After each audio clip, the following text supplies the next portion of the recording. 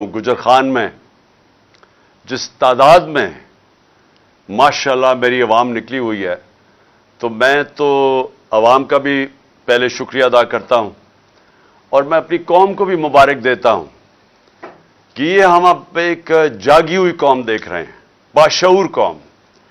और ये जो मार्च है, कौम समझ गई है कि इसका मकसद क्या है, और मकसद सिर्फ एक ही है कि जो 1947 में हम आज़ाद हुए थे, अब वक्त आ गया है कि हकीकी तौर पे आज़ाद हो।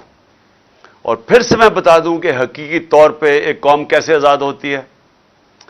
सबसे पहले उस कौम के फैसले उस मुल्क में होते हैं। कोई बैरून मुल्क की कोई ताकत, कोई सुपर पावर, वो उस मुल्क के फैसले नहीं करती।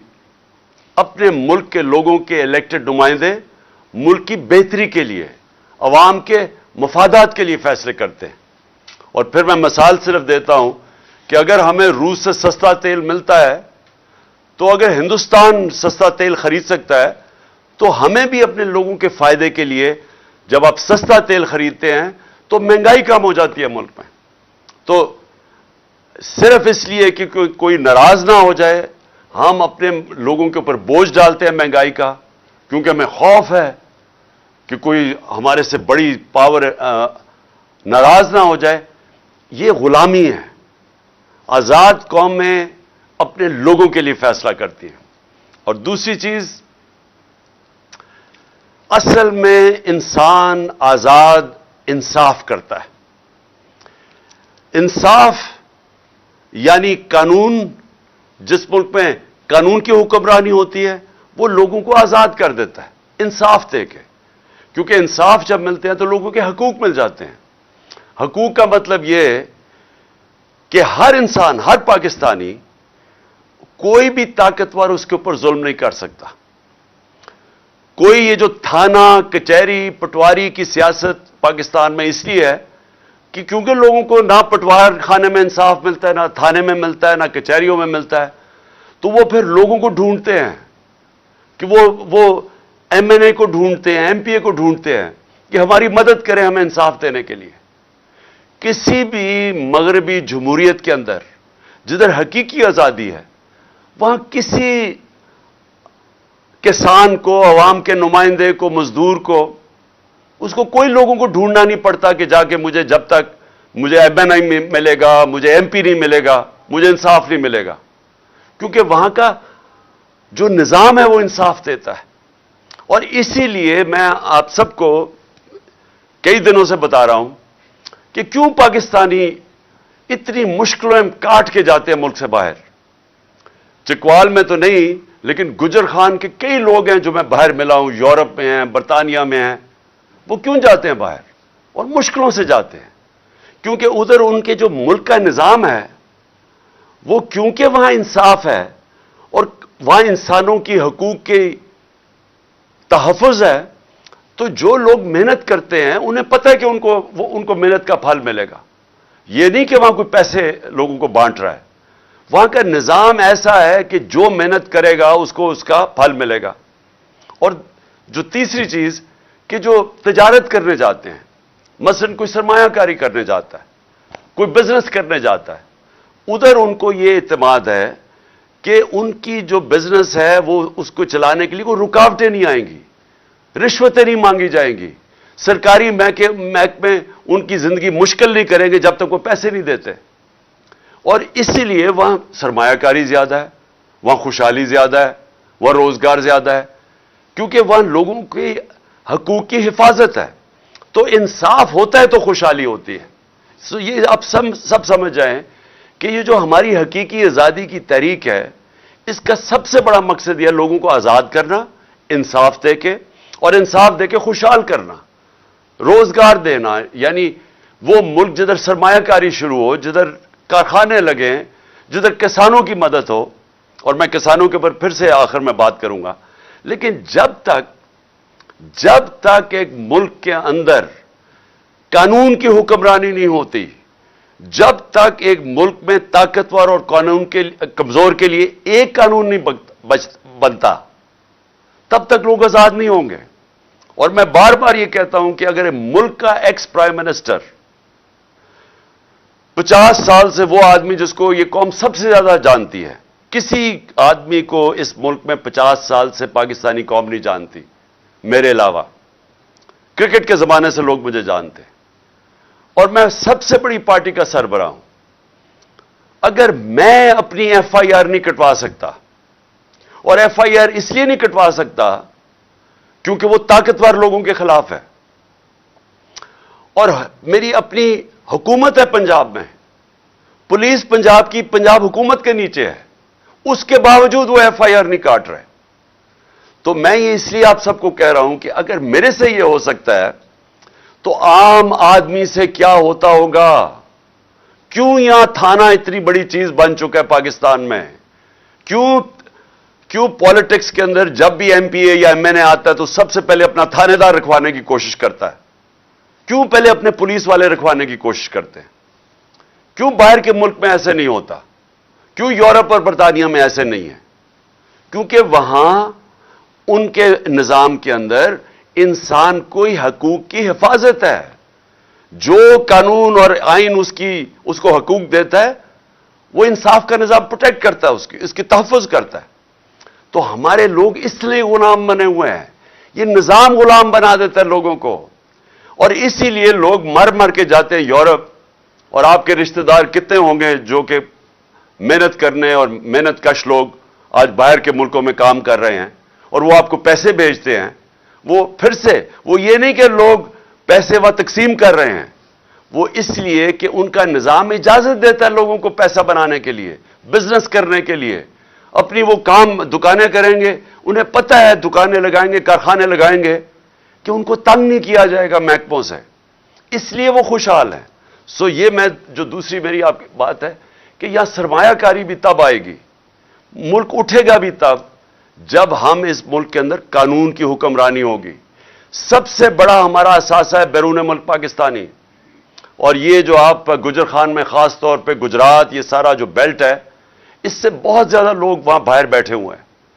تو وہ جو لوگ ہیں جو وہ پیسے بنا لیتے ہیں، جو اپنے کاروبار شروع کر دیتے ہیں، ان کا دل ہے پاکستان میں آنے کا، لیکن وہ کیوں نہیں آتے؟ کیونکہ میں ان بیرون ملک پاکستانیوں کو پچھلے 40 سال سے جانتا ہوں. انہوں نے میری مدد کی شوکت خانہ بنانے میں، کرکٹ کے زمانے سے میں جانتا تھا. پھر تحریک انصاف کو یہ پیسے بھیجتے ہیں. تو کیوں میں جب بھی میں ان سے پوچھتا ہوں وہ کیوں نہیں پاکستان میں سرمایہ کاری کرتے؟ کیونکہ ان کو اعتماد نہیں ہے پاکستان کے انصاف کے نظام پہ. ان کو خوف یہ ہے کہ اگر وہ یہاں کاروبار شروع کریں گے تو ہر قسم کی رکاوٹیں سامنے کھڑی ہوں گی اور ان کی حفاظت نہیں کرے گا پاکستان کا جو انصاف کا نظام ہے. تو اس لیے یہ جو آپ کی ہماری جو تحریک ہے یہ چلتی رہے گی. یہ انشاءاللہ الیکشنز بھی اناؤنس ہو جائیں پھر بھی یہ چلتی رہے گی جب تک اس ملک میں قانون کی حکمرانی نہیں آئے گی، اور جب تک کہ طاقتور اور کمزور ایک طرح قانون ان کو دیکھے گا.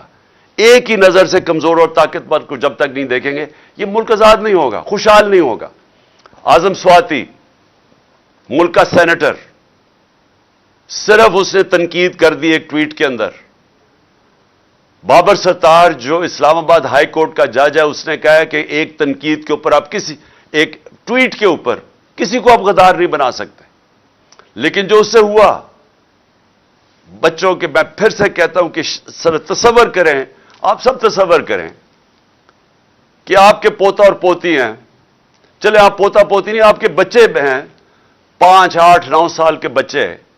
آپ تصور کریں کہ اس کے سامنے رات کے 3 بجے لوگ گھستے ہیں آپ کے گھر میں، کوئی وارنٹ نہیں ہوتی، اور بچوں کے سامنے آپ کو مارنا شروع کر دیتے ہیں، اور پھر آپ کو لے کے جاتے ہیں اور حوالے کرتے ہیں ایک اور ایجنسی کے جو نام لیا ہوا ہے اعظم سواتی نے کہ وہ کون ہے، فہیم اور فیصل. ان کی ایجنسی کے ان کو حوالے کر دیتے ہیں اور وہ پھر ننگا کر کے اس پہ تشدد کرتے ہیں. ایک معتبر آدمی باہر سے پیسہ بناتا ہے، محنت کش آدمی جو باہر سے پیسہ پاکستان لے کے آتا ہے، ملک کا سینیٹر ہوتا ہے، اگر اس سے یہ کر سکتے ہیں پھر آپ سب سوچ لیں کہ یہ آپ سب سے یہ ہو سکتا ہے. اس لیے آپ کو سٹینڈ لینا چاہیے. کیونکہ جب ایک قوم حق اور سچ کے لیے ظلم کے خلاف کھڑی ہوتی ہے، جو ہمارا دین ہمیں حکم کرتا ہے کہ ظلم اور ناانصافی کے سامنے کھڑا ہونا جہاد ہے، اللہ نے اس کو ایک عبادت کا درجہ دے دیا ہے کہ جب آپ رائے حق کے لیے اور انصاف کے لیے کھڑے ہوتے ہیں تو یہ عبادت میں شامل ہو جاتا ہے، اور اس میں اگر انسان اپنی جان کھوتا ہے تو وہ شہید کرایا جاتا ہے۔ جس طرح ارشد شریف شہید، اس نے رائے حق پہ کھڑے ہو کے دھمکیوں کے باوجود وہ کھڑا رہا، اس کے اوپر ملک سے بھی باہر جانا پڑا لیکن وہ ہٹا نہیں ہے حق اور سچ سے، اپنی جان دینی پڑ گئی، جان کی قربانی دی اس نے، لیکن وہ ہٹا نہیں۔ تو ہم سب، ہماری قوم کے اوپر اب یہ لازم ہے کہ ہم اب ڈیمانڈ کریں کہ ان لوگوں کو انصاف ملے۔ ایک پاکستان کا نمبر 1 انویسٹیگیٹو صحافی جس کی ضمیر کی کوئی قیمت نہیں تھی، اس سے یہ ہوا ہے، ملک کے سینیٹر سے ہوا ہے، پاکستان کے ایکس پرائم منسٹر سے یہ ہوا ہے۔ ہمیں اگر انصاف نہیں ملے گا تو باقی کس کو ملے گا اس ملک میں انصاف؟ تو لہٰذا یہ مارچ جو ہے یہ ایک، ہم اس کو عبادت سمجھ کے کریں، یہ جہاد ہے، میں اس کو جہاد سمجھتا ہوں۔ مجھے یہ جس طرح انشاءاللہ میں ٹھیک ہوں گا، اور کل میں بتاؤں گا کہ انشاءاللہ میں پنڈی کب آؤں گا اور کس دن، میں چاہتا ہوں سارے پاکستان سے لوگ پنڈی آئیں اور اس میں شرکت کریں، ہماری حقیقی آزادی کی مارچ میں۔ ساری قوم کو پتہ چلے کہ یہ پاکستانی قوم جاگی ہوئی ہے، یہ ظلم اب یہ نہیں برداشت کرے گی کہ جو طاقتور ہو وہ جو مرضی کر دے، وہ چوری کرے، ڈاکے مارے، پیسہ ملک سے باہر لے جائے، لندن کے بڑے بڑے محلوں میں وہ رہے، اس چوری کے پیسے میں جواب بھی نہ دے کہ پیسہ کدھر سے آیا ہے، ٹبر سارا باہر بیٹھ جائے اور وہاں بیٹھ کے پاکستان کے فیصلے کرے اور اپنے کیسز بھی معاف کروا لے۔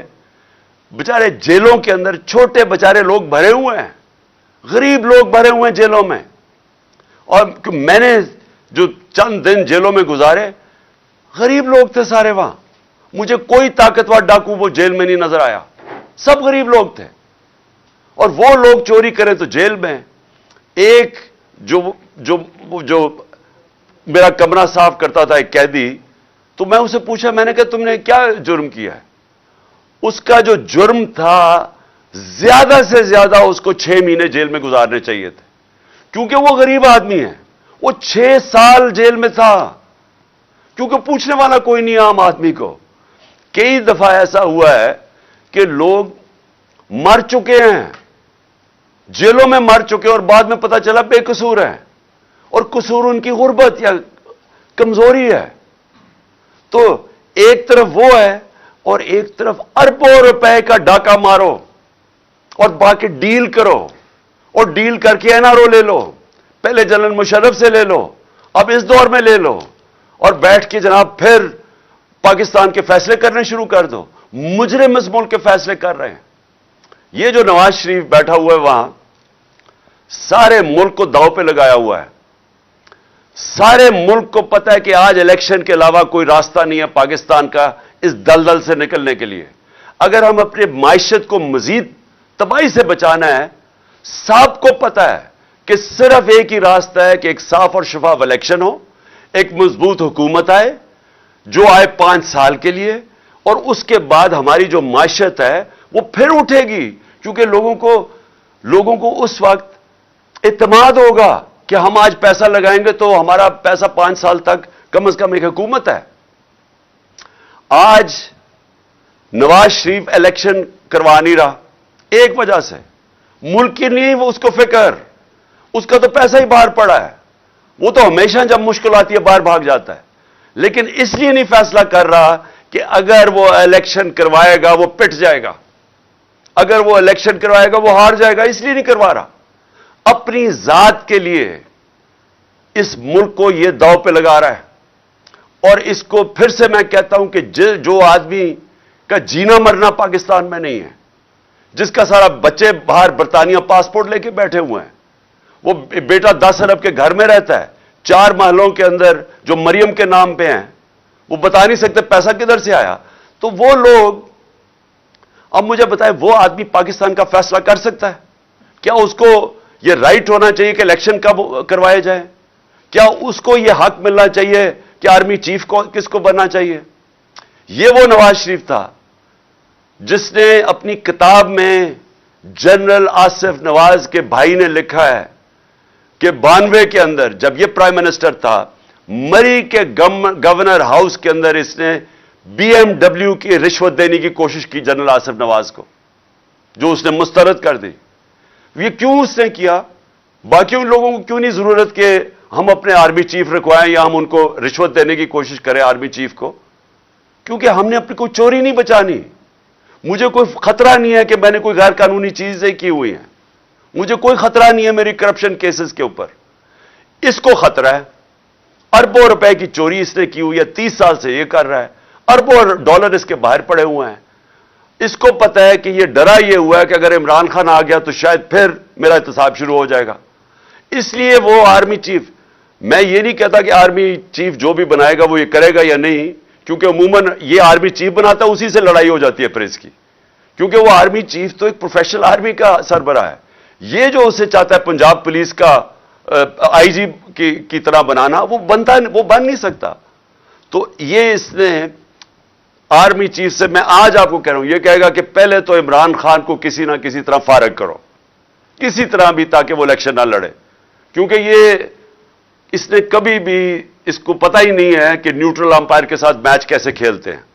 یہ جب خانہ کے اندر بھی میں بار بار کہہ چکا ہوں، اپنے امپائر کھڑے کر کے میچ کھیلتا تھا۔ تو اس نے کہنا پہلے تو اس کو ہٹاؤ کیونکہ یہ مقابلہ نہیں کر سکتا، اس کے بعد اس نے کہنا میرے سارے کرپشن کیس ختم کرو، یہ دوسری اس نے چیز کہنی ہے۔ اور تیسری، اس نے پورے اپنے ہر قسم کا الیکشن کمیشن تو پہلے ہی اس کا ہے، تو اس نے ان سب کو اپنے، جب تک اسے یہ نہیں پتا چلے گا کہ الیکشن جیت نہیں جائے گا، اس نے الیکشن نہیں کروانے۔ اب مشکل کیا ہے کہ پاکستان نیچے جا رہا ہے، ہم بڑی تیزی سے نیچے جا رہے ہیں۔ میں کل بھی آپ کو کہا، میں آج بھی آپ کو کہہ رہا ہوں کہ ہم جب تھے 5% تھی پاکستان کا رسک یا خطرہ کہ ہم اپنے قرضے واپس نہیں کر سکتے۔ یہ مارچ اپریل میں پاکستان کی جو رسک تھی وہ 5% تھی، کہ صرف 5% چانس تھی کہ پاکستان قرضے واپس نہیں کر سکتا۔ آج 80% ہے، آج 80% چانس ہے۔ اور یہ کون فیصلہ کر رہے ہیں؟ باہر کی دنیا فیصلہ کر رہی ہے، یہ باہر کے فائنانس مارکیٹ فیصلہ کر رہی ہیں، یہ ہم نہیں کر رہے۔ باہر جو فائنانس کی دنیا بیٹھی ہوئی ہے وہ اب یہ کہتی ہے کہ 80% چانس ہے پاکستان قرضے واپس نہیں کر سکتا۔ یہ سمجھ جائیں کہ اس کا مطلب کیا ہے، اور میں کل بھی بتایا، میں آج بھی بتا رہا ہوں، اس کا مطلب یہ ہے کہ کوئی باہر سے سرمایہ کاری نہیں کرے گا پاکستان میں، کوئی باہر سے انویسٹمنٹ نہیں لے کے آئے گا پاکستان میں، اور کوئی باہر سے کمرشل بینک پاکستان کو قرضے نہیں دے گا۔ تو کیسے اب پاکستان کا جو ڈالر گیپ ہے، یعنی ہمارے پاس خسارہ ہے بہت بڑا، ہم کیسے یہ پورا کریں گے؟ کیسے اپنی قرضوں کی قسطیں دیں گے؟ اور اگر ہم یہ نہیں دے سکتے تو آگے جو آج حالات ہے نا، آج ان کے دور میں 50 سال میں سب سے زیادہ مہنگائی ہوئی ہے، ہمارے اور ان کے دور میں مہنگائی دگنی ہو گئی ہے۔ لیکن جو تب اگر آپ پاکستان خدا نخواستہ اپنے قرضے واپس نہ کر سکا، تو وہ یہ آپ سوچ ہی نہیں سکتے کہ کدھر جائے گا، روپیہ کتنا گرے گا، مہنگائی کتنی ہوگی، بے روزگاری کیا ہوگی، پاکستان کے حالات کیا ہوں گے، کیا وہ کوئی کنٹرول بھی کر سکے گا؟ اور یہ سارے کو، جو بھی اکانومسٹ ہے پاکستان میں، جو ماہرین ہیں معیشت کے، سب کو پتہ ہی ہے۔ لیکن وہ آدمی جو لندن بیٹھا ہوا ہے وہ نہیں کروائے گا الیکشن، کیونکہ وہ اپنی ذات کے لیے اس کو پڑا ہوا ہے۔ اور اس لیے میں آج یہ آپ سب کے سامنے یہ آج کہنا چاہتا ہوں کہ ہمارے ملک، یہ جو ہماری مارچ ہے، یہ الیکشن اس لیے چاہ رہی ہے کہ یہ آدمی جس کا کوئی سٹیک پاکستان میں نہیں ہے، یہ اس ملک کو تباہی کی طرف لے کے جا رہا ہے اپنی ذات کے لیے۔ اور اسی لیے بہت ضروری ہے کہ جب میں انشاءاللہ کل کے دن، میں آپ کو دن بتاؤں گا کس دن آپ نے پنڈی پہنچنا ہے، میں سمجھتا ہوں سارے پاکستانیوں کو اس طرف آنا چاہیے۔ اور میں ایک اور چیز پہ آج بات کرنا چاہتا تھا، 6 ہمارے پولیس والے کل شہید ہوئے ہیں دہشت گردی میں، اور ہم دیکھ رہے ہیں کہ جب سے یہ حکومت آئی ہے دہشت گردی بڑھنی شروع ہو گئی ہے۔ ہم یہ دیکھ رہے ہیں کہ افغانستان میں جب وہ حکومت آئی ہے، ہمارے زمانے میں تو وہ حکومت تھی افغانستان میں جو کہ ہمارے خلاف تھی، پرو ہندوستان تھی. آج وہ حکومت آئی ہے طالبان کی جو کہ پاکستان کے خلاف نہیں ہے، اور ان سے ہمارے تعلقات اچھے ہو سکتے ہیں کہ ہم جو پہلے افغانستان سے دہشت گردی آتی تھی، اس حکومت کے ہوتے ہوئے ہمیں اصولاً تو ہمیں اب افغانستان سے دہشت گردی آنی نہیں چاہیے. لیکن ہوا کیا ہے، جب سے یہ آئے ہیں پاکستان، پہلے تو سوات کے اندر ہم نے دیکھا کہ وہاں ایک پبلک سڑکوں پہ نکلائی، ان کو خوف آنا شروع ہو گیا کہ پھر وہ پرانے زمانے کی طرح وہاں حالات بگڑ رہے ہیں، اور پھر ہم دیکھنا شروع ہو گئے کہ دہشت گردی بڑھنی شروع ہو گئی ہے. اور اس حکومت کو پاس یہ سوچ ہی نہیں ہے، ان کے پاس ٹائم ہی نہیں ہے ان چیزوں کا سوچنا. نہ یہ معیشت کو سوچ سکتے ہیں، وہ تباہ ہو رہی ہے، نہ یہ سوچ سکتے ہیں کہ ملک کی سیکیورٹی کو کیا کرنا ہے، نہ ان کی فورن پالیسی کا پتہ ہے کیا کرنا ہے. صرف مقصد ہے کہ ہمارے کرپشن کیسز ختم ہو اور کسی طرح تحریک انصاف کو ختم کیا جائے. یہ صرف ان کی پرائیورٹی ہے. تو آج یہ لمحہ فکر ہے ہم سب کے لیے، اور خاص طور پہ پختونخوا جدھر انہوں نے لوگوں نے بڑی قربانی دی. یہ جو ساری امریکہ کی جنگ میں ہم جب شامل ہوئے، سب سے تباہی قبائلی علاقے میں آئی. تو آج ہم سب کو سوچنا چاہیے کہ یہ جو بڑھتی جا رہی ہے چیز، اس کے اوپر یہ گورنمنٹ کیا کر رہی ہے. اور یہ بھی ایک وجہ ہے کہ جلدی سے یہ ان کو جانا چاہیے اور الیکشن ہونا چاہیے، تاکہ ابھی سے ہم اس کے اوپر کنٹرول کریں کہ یہ اور ہی ہمارے ہاتھ سے نہ نکل جائے.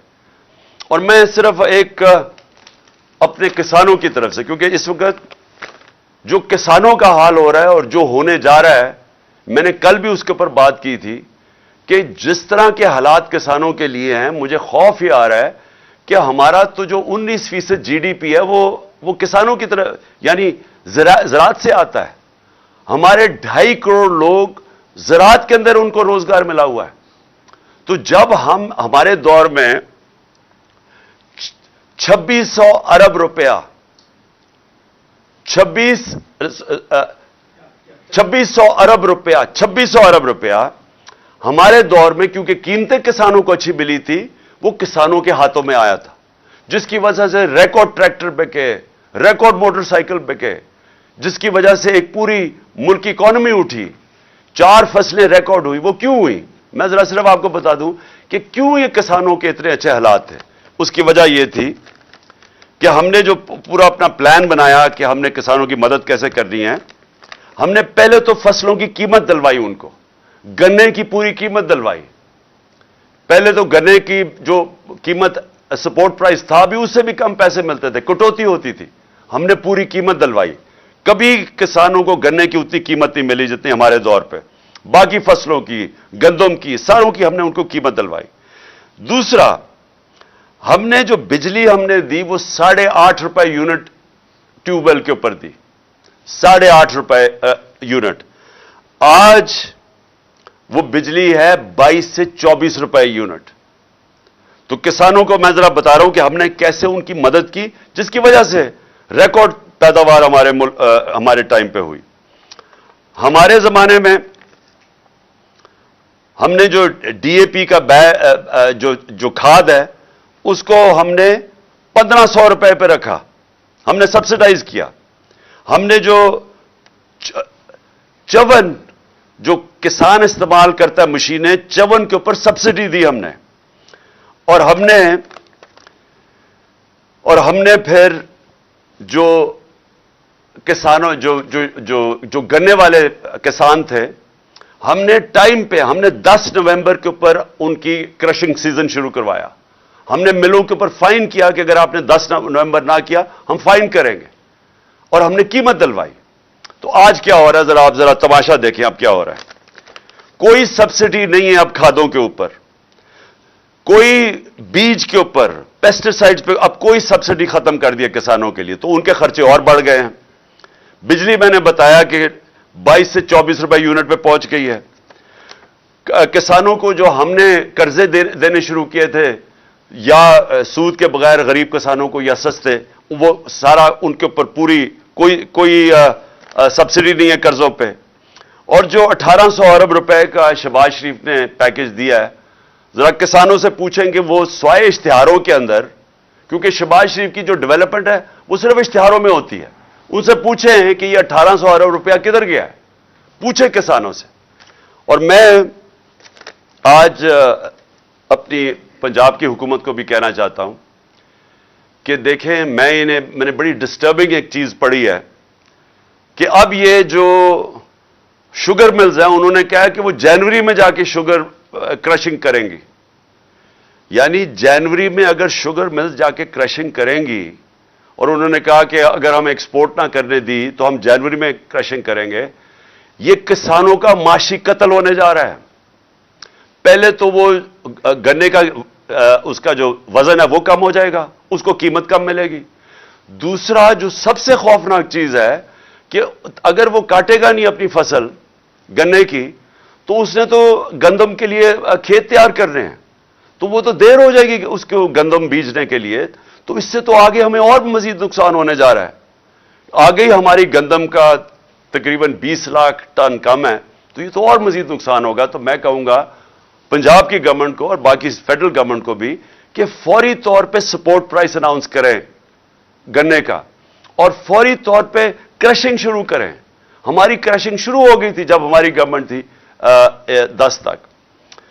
آخر میں آپ کو صرف یہ بات کہنا چاہتا ہوں کہ میں اپنا پرسوں انشاءاللہ میں کل اناؤنس کروں گا میں اپنی لانگ مارچ کس دن پہنچے گی اسلام آباد، میں وہ کل دن اناؤنس کروں گا۔ میں نے اپنے ڈاکٹر سے بھی کل میری ملاقات ہے، وہ بھی میری ٹانگ دیکھ لیں گے، اس کے مطابق میں انشاءاللہ کوئی اگلے ہفتے کا دن دوں گا آپ کو۔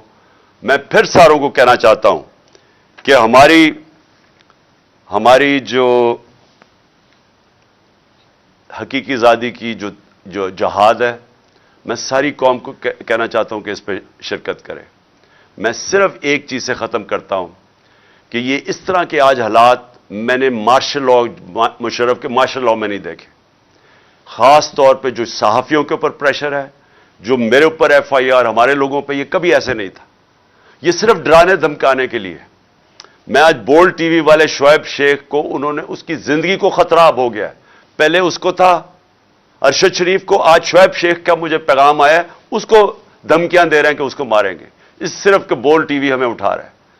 میں جو بھی آج اقتدار میں بیٹھے ہوئے ہیں اور جو ہینڈلرز ہیں ان کے، میں آپ سب کو پیغام دینا چاہتا ہوں کہ یہ پاکستانی قوم ہے، انسان ہے، بھیڑ بکریاں نہیں ہیں کہ ہمیں ڈرا دھمکا کہ آپ جدھر مرضی چاہے موڑ دیں۔